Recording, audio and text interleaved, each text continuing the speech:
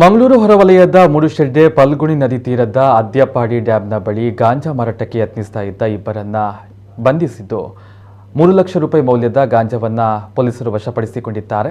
ಪ್ರಕರಣಕ್ಕೆ ಸಂಬಂಧಪಟ್ಟಂತೆ ಆಂಧ್ರಪ್ರದೇಶದ ಚಿತ್ತೂರು ಜಿಲ್ಲೆಯ ಲಕ್ಕನಹಳ್ಳಿ ನಿವಾಸಿ 19 ವರ್ಷದ ಸಾಹಿಲ್, ಮಂಗಳೂರು ಸೋಮೇಶ್ವರ ನೇತಾಜಿ ರೋಡು ಸಂಕೋಲಿಗೆ ನಿವಾಸಿ 21 ವರ್ಷದ ಪಿ ಮನ್ಸೂರ್ ಬಂಧಿತ ಆರೋಪಿಗಳಾಗಿದ್ದಾರೆ.